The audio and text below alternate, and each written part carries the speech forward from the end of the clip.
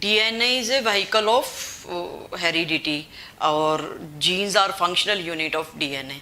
ये तो अब तक पढ़ ही चुके हैं and we have seen lots of detail about the central dogma और whole of the process was moving around the DNA. अब हम और भी रोल देखते हैं besides the expression of these genes that are present of DNA कि there are some, ये तो expression कर रहे हैं by formation of some proteins or some polypeptides, but there are some regulatory proteins also. तो आज हम regulatory proteins क्या होते हैं उसके बारे में बात करेंगे.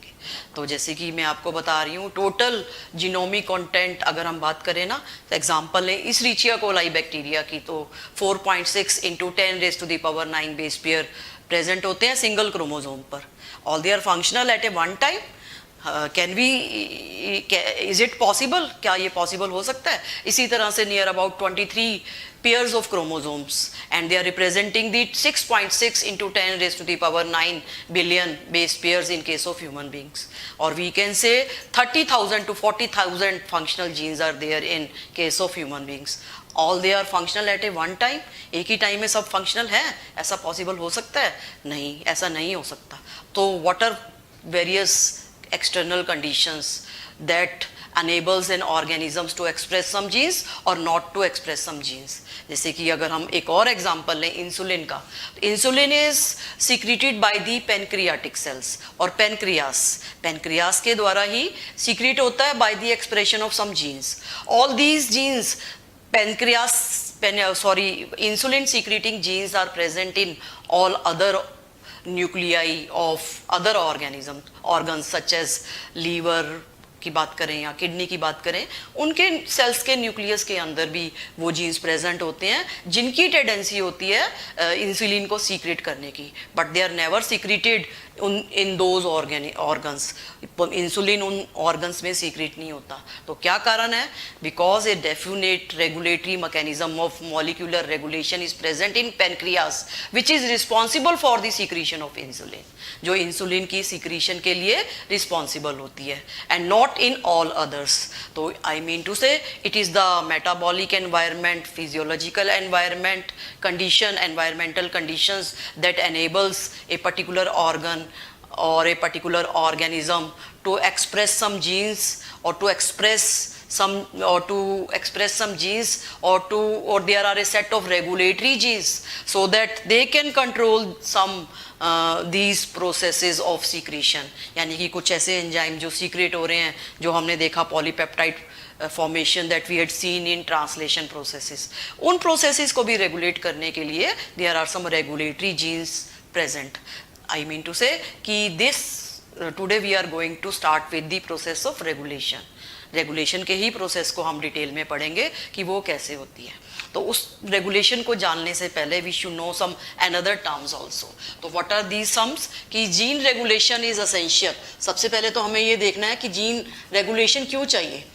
एक्यूरेसी के लिए, जैसे हमने बहुत सारे प्रोसेसेस देखे थे ना, transcription we had seen, translation we have seen, and splicing, processing of transcription और मैसेंजर आरएनए कैसे ट्रांसक्राइब्ड हुआ यूकैरियोटिक के अंदर, किस तरह से वो न्यूक्लियस से बाहर आया. So many different levels are there और हर लेवल को एक्यूरेसी चाहिए.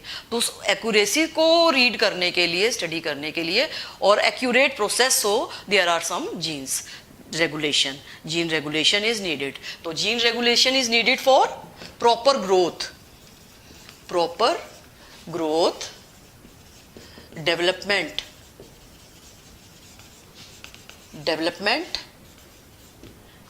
differentiation,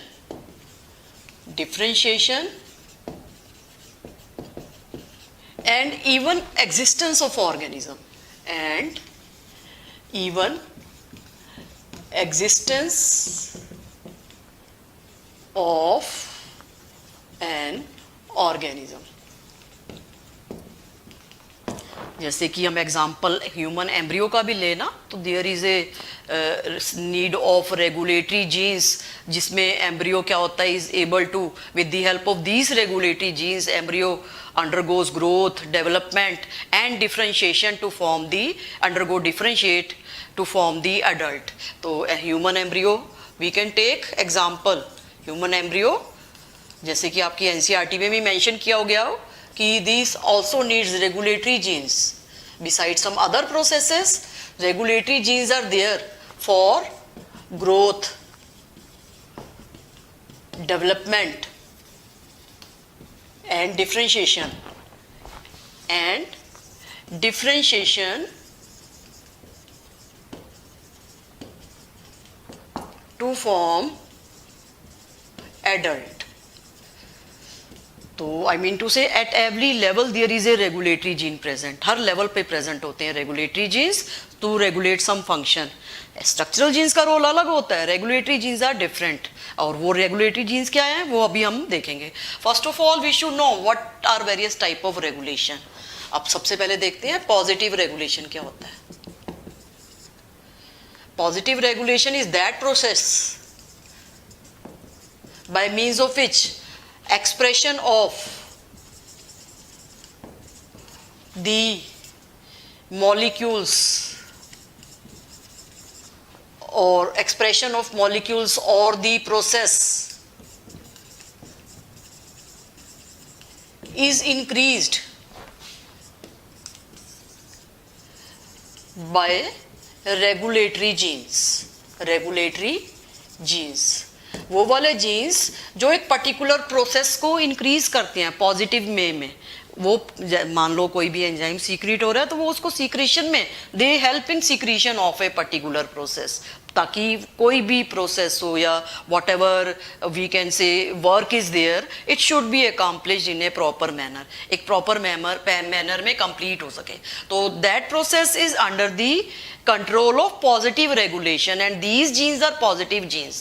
So this is a positive regulation process, positive regulatory proteins.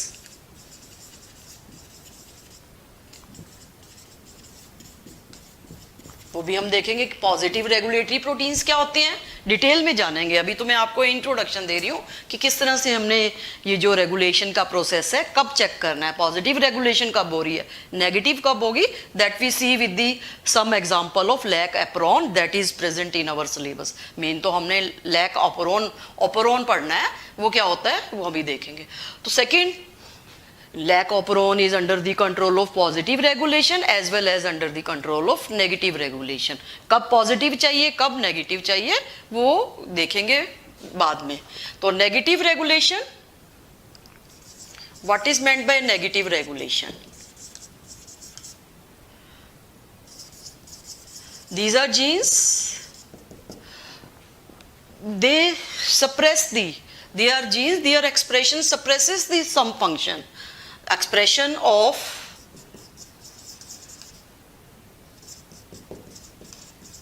a process is decreased or non-functional during specific time. Non-functional due to the regulatory genes. कुछ ऐसे genes हैं they are under the negative regulation process, यानी कि they are stopping a process. जब जरूरत नहीं होगी एक पर्टिकुलर प्रोसेस को वो स्टॉप करते हैं. ठीक है, that process is under the control of negative regulation. Again we have taken the example of lac operon. Lactose operon क्या होता है वो हम देखेंगे बाद में कि वो किस तरह से पॉजिटिव रेगुलेशन की वे में काम करेगा और किस तरह से नेगेटिव में. जैसे कि बुक में तो एनसीईआरटी में नेगेटिव रेगुलेशन इस डिटेल में बताया हुआ है. ठीक है, तो उसको हम डिटेल में जानेंगे. तो these are important. Next we see there are some genes they are regulating this process. कुछ तो जीन्स हैं कॉन्स्टिट्यूटिव जीन्स. कॉन्स्टिट्यूटिव जीन्स, ये जीन्स क्या होते हैं? These genes are constitute, they are able to produce all the time. जैसे कि body में कुछ ऐसे प्रोसेसेस होते हैं वो हर टाइम होते ही रहते हैं. जैसे कि रेस्पिरेशन के रिलेटेड जो भी जीन्स है वो ऑल द टाइम फंक्शनल होंगे और उनके एंजाइम्स भी. And such a process is never under the regulation. Some specific regulation के अंडर नहीं होता process. And such genes are called the constitutive genes और हाउसकीपिंग जीन्स. जैसे घर में housekeeping genes every time they are involve to do various household work. In the same manner there are some genes which are present inside the cells of living beings and they are able to express all the time they are doing work. ठीक है, and they are doing some work to express express something, जैसे कि citric acid cycle का हम example लेते हैं, जो कि क्रेब्स साइकिल कहलाती है, रेस्पिरेशन की एक इंपॉर्टेंट फिजियोलॉजिकल साइकिल है, जो अभी ह्यूमन फिजियोलॉजी, प्लांट फिजियोलॉजी में पढ़ने की कोशिश पढ़ेंगे बाद में। तो अभी हम देखते हैं कि what are constitutive genes. Plant physiology तो 11th में है ना, तो that we will be studying them in 11th। Plant physiology में हम रेस्पिरेशन के चैप्टर में पढ़ेंगे। तो अभी हम देखते हैं what are constitutive genes. Housekeeping genes, they are also called housekeeping genes, express all the time.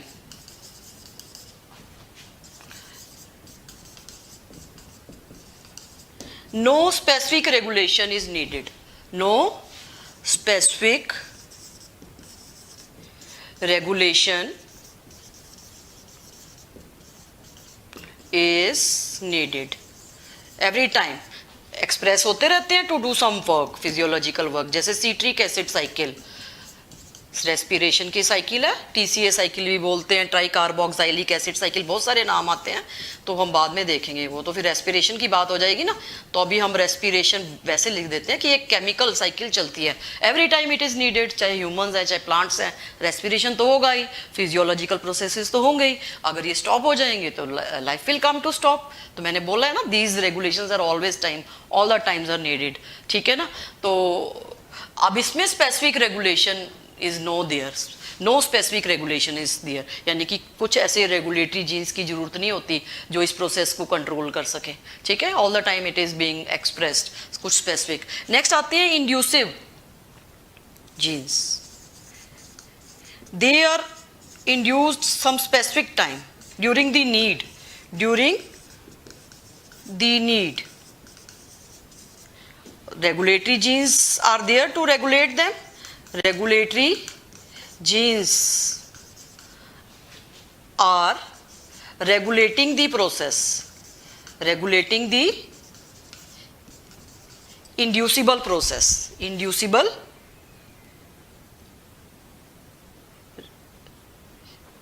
the process. Regulatory genes are regulating the inducible process. अब इसमें क्या होते हैं, inducer always increases the molecular expression. An inducer always increases the molecular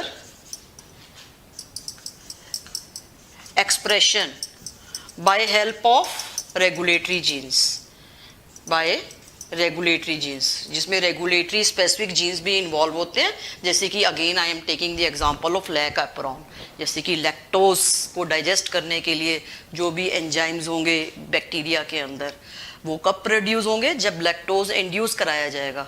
कब produce नहीं होंगे, जब lactose नहीं होगा, तब वो एक्सप्रेस नहीं करेंगे। तो such genes are called the constitutive genes. इसके अलावा there are some pseudo genes, they are having resemblance, कुछ ऐसे जीन्स होते हैं, they are showing homology with their DNA genes, genes के साथ उनकी रिजेम्बलेंस होती है with the genes, structural genes of DNA, genes of DNA, but they are non functional. बस वो क्या करते हैं, जीनोमिक कंटेंट को इंक्रीज करते हैं, नॉन फंक्शनल होते हैं, but they show homology with the functional jeans of the DNA. DNA की जो फंक्शनल जीन होते हैं उनके साथ ये होमोलॉगी शो करते हैं, ठीक है। तो these are regarding various pseudogenes. Now there is a one topic, that is one cistron. One cistron, we know that these are structural genes. They are able to process, structural genes क्या करते हैं, they are able to process one enzyme, process enzymes। जैसे कि हमने देखा structural genes जो पॉलीसिस्टोनिक structural gene बने थे, मैसेंजर आरएनए ने बनाए थे, किस में, लैक ऑफ उसमें ट्रांसक्रिप्शन के प्रोसेस के दौरान वी हैड सीन किस तरह से बैक्टीरिया का मैसेंजर आरएनए पॉलीसिस्टोनिक था, यानी कि one messenger RNA was able to transcribe 3 different kind of proteins, 3 different proteins बनाए थे ना। बट अगर हम बात करते हैं ना तो structural genes they are responsible for the formation of one enzyme. लेकिन अगर हम एंजाइम की बात करें, एंजाइम इज ए प्रोटीन और protein is a polypeptide chain. हो सकता है इसमें एक पॉलीपेप्टाइड चेन हो या दो हो या तीन हो, ठीक है ना। तो ये कहना अप्रोप्रिएट नहीं है कि structural genes are responsible for formation of one gene. Instead we should call one cistron और वन स्ट्रक्चरल जीन इज, ये ओल्ड हाइपोथेसिस के अकॉर्डिंग था। One cistron is able to subscribe one subunit यानी कि one polypeptide, ठीक है, one polypeptide. तो इसके ऊपर तो बहुत एक्सपेरिमेंटल वर्क हुआ है, वो हम बाद में देखेंगे, that is beyond the level of this syllabus of 12th class.